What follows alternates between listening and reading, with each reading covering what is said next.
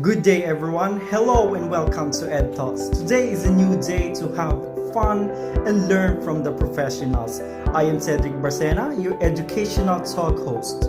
But before we start, we would like to express our gratitude to our professor, Sir Zulay, for giving us the opportunity to present and share with you all the knowledge that we learned. Thank you so much, Sir Zulay. And without further ado, let us all greet our fellow speakers from various universities around the world. Ladies and gentlemen, Monica Bai as the group leader, Alessandra Alcantara as the assistant group leader, Santiago Balbuti as the secretary, Cedric Barcena, presentation director and your host, Gian Bernal as the assistant director, Xavier De Los Santos, Kahoot Game Master, Rachel Bautista as the assistant game master, and lastly, Emer Batul, technical assistant. For the learning objectives, we will get to know how to describe the strategic management process, to discuss the three stages of strategy formulation, implementation, and evaluation activities. Third, to explain the need for integrating analysis and intuition in strategic management. Fourth, to define and give example of key terms in strategic management. Fifth, to illustrate the comprehensive strategic management model. Sixth, to describe the benefits of engaging in strategic management. Seven, to explain why some firms do no strategic planning. And eight, to describe the pitfalls in actually doing strategic planning. Lastly, to discuss the connection between business and military strategy. I know you are all curious about what we're going to talk about this afternoon. Now, may we call on our first professor to give you a glimpse of what we will be having today. Thank you, Mr. Barcena, with that wonderful introduction. I'm happy to be here at EdTalks. So I hope you guys learned something from us for today. So if some of you did not know me, I am Dr. Bernal, a professor from London Business School. Now, strategic management is the art and science of formulating, implementing, and evaluating cross-functional choices that helps a company. Now, if we base this on Investopedia, the management of an organization's resources to meet its goals and objectives is known as strategic management. Setting objectives, studying the competitive environment, analyzing the internal structure, reviewing tactics, and ensuring the management implements the plans throughout the company are all part of the process for an organization to meet its goals. Strategic management is used synonymously with the term strategic planning. So strategic management is sometimes used to refer to a strategy formulation, implementation, and evaluation, whereas strategic planning is solely used to refer to strategy formulation.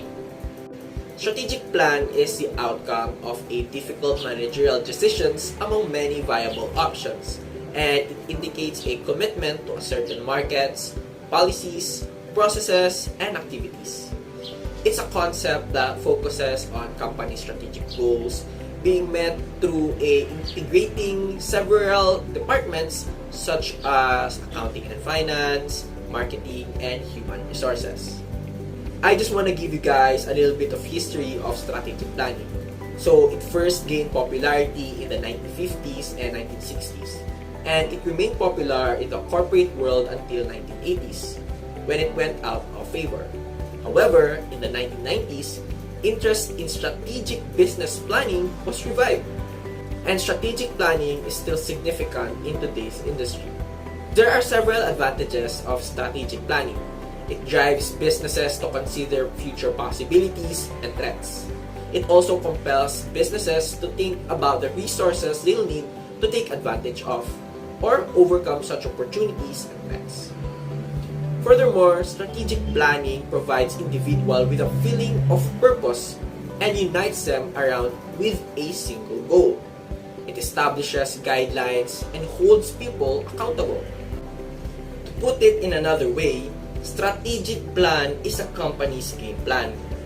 Now, my good friend Monica here will discuss further the stages of strategic management. Professor Monica?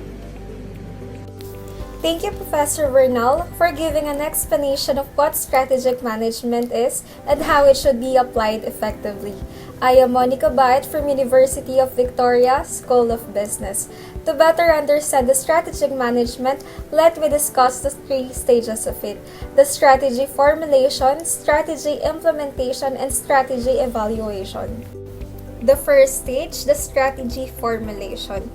This is the process of developing the strategy. It requires a series of steps performed in sequential order. It includes developing a vision and mission where it will be the foundation of the strategy, identifying an organization's external opportunities and strengths, and determining internal strengths and weaknesses, as those are the factors that will affect organization's performance. For example, you will give attention to what your competition is doing so that the organization can make an adjustment to the strategic plan as necessary throughout the process. It allows the organization and the firm to compete effectively using the strategic plan. With that, it establishes long-term objectives, it generates alternative strategies, and it chooses particular strategies to pursue. This is connected to strategy formulation.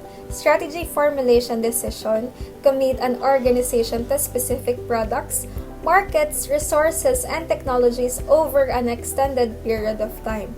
In a general way, it refers to the planning and decision-making processes that go into the defining the organization's strategic goals and plans. It includes of what new business to enter, what business to abandon, whether to expand operations or diversify, whether to enter international markets, whether to merge or form a joint venture, or how to avoid hostile takeover. The next stage is the strategy implementation. Following the formulation and creation of a plan, strategies, and decisions, strategy implementation will take place. This is the process for turning and executing plans into action. At this stage, efficient team communication within an organization is forced to conduct out the plans effectively. Strategy implementation requires a firm to establish annual objectives, devise policies, motivate employees, and allocate resources so that the formulated strategies can be executed.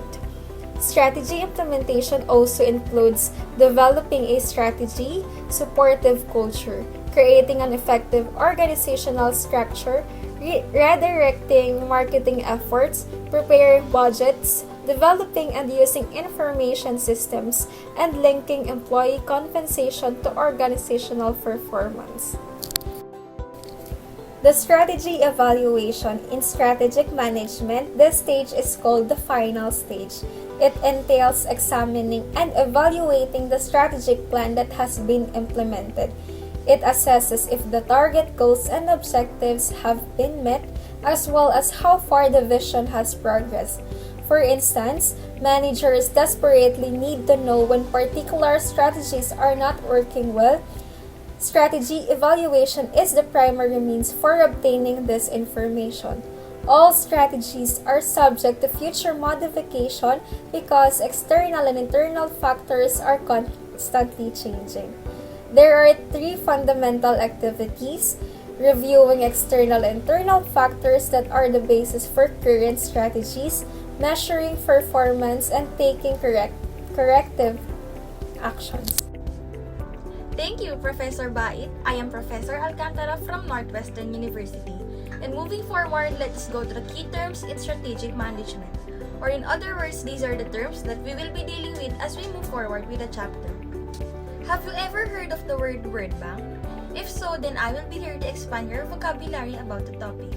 Starting off with the word competitive advantage. This refers to the factors that allows a company to produce goods or services better or more cheaply than its rivals. Therefore, this serves as their edge among its competitors. Next, strategies. Strategists are individuals or groups who are primarily involved in the formulation, implementation, and evaluation of strategy. Hence, they are the individuals that are most responsible for the success or failure of an organization. They could be groups or individuals, which consist of entrepreneurs, consultants, board of directors, and many more. The next word might be a common term for us: vision and mission statements. To make it short and easier to understand, just remember this. Vision statement answers the questions, what do we want to become? And mission statement answers the question, what is our business? The vision focuses on tomorrow, while the mission focuses on today. Simple as that. External opportunities and threats. From the word itself, external, which means outside. These are the factors or the things that are going on outside of your business, which you have no control over or that you can change. Examples are economic, social, cultural, environmental, political, and others. This could either benefit or harm your organization. Internal strengths and internal weaknesses. On the other hand, this focus on internal factors that give an organization certain advantages and disadvantages in meeting the needs of its target market. These are controllable activities and can be determined relative to competitors. That's all for our word bank, and Professor X will be discussing the next part. Thank you, Professor Alcantara, for the wonderful explanation. Hello guys, I'm Professor X from University of Oxford from the United Kingdom. Now we're gonna talk about some opportunities and threats, and here are the several categories of external opportunities and threats. And these are: availability of capital can no longer be taken for granted. Consumers expect green operations and products. Marketing is moving rapidly to the internet. Commodity food prices are increasing. An oversupply of oil is driving oil and gas price down. And here are the categories of it. Next, we're gonna talk about key terms in strategic management. The term we're gonna talk about is long-term objectives. Long-term are should challenging, measurable, consistent, reasonable, and clear. Other than it, specific results that an organization seeks to achieve in its pursuing basic mission. Long-term achieve over a period 1 year or 5 years or more. Sample for this: earning a college degree or starting a business. The word objectives are essential for organizational success because they provide direction, aid in evaluation, create synergy, reveal priorities, focus coordination, and provide a basis for effective planning, organizing, motivating, and controlling activities. Now we're gonna talk about strategies. Strategies are means by which long-term objective will be achieved. They may include geographic expansion, diversification, acquisition, product development, market penetration, retrenchment, divestiture, liquidation, and joint ventures. Strategies are potential actions that require top management decision and large amount of the firm's resources. Additional info based on my information or understanding that on how you will act on that scenario means the strategy. We're going to talk about annual objectives, a short-term milestone that organizations must achieve to reach long-term objectives. They should be measurable, quantitative, challenging, realistic, consistent, and prioritized. They should be established at the corporate, divisional, and functional levels in a large organization. A set of annual objectives is needed for each long-term objective. These objectives are especially important in strategy implementation, whereas long-term objectives are particularly important in strategy formulation. Additional info about these annual objectives focus on how to implement strategies based on the realities within an organization.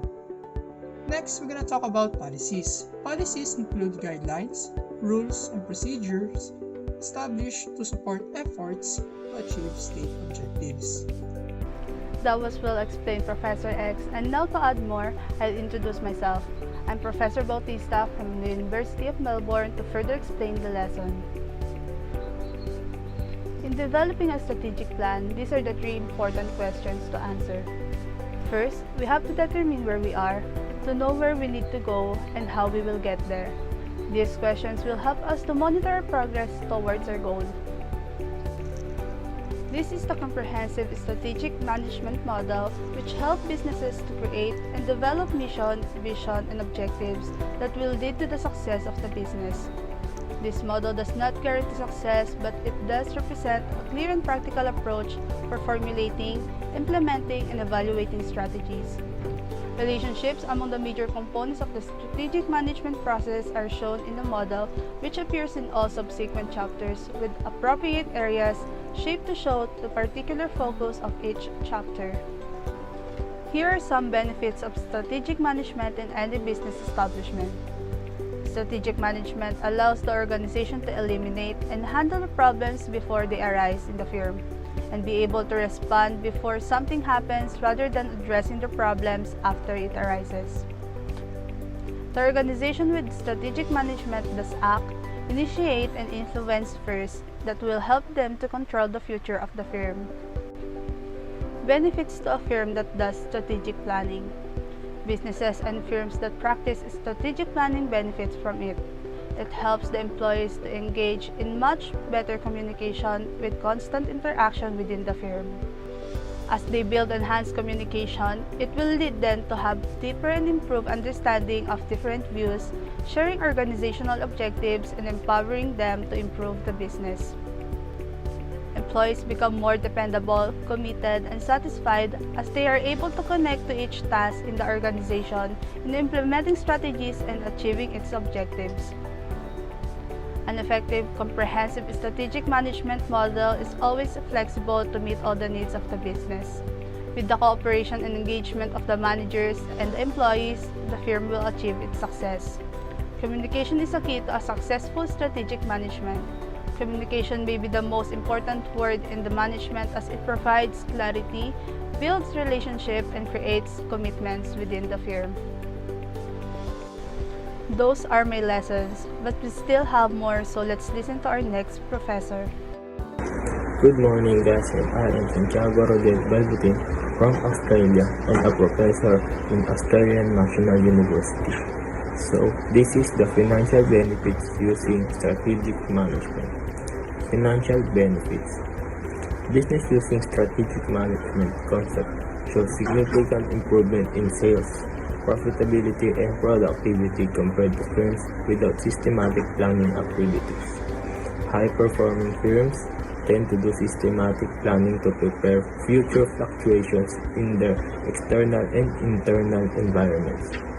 And these are non-financial benefits: enhanced awareness of external threats, improve understanding of competitors, increase employee productivity, reduce resistance to change, clearer understanding of performance-reward relationship. Why some firms do not strategic planning?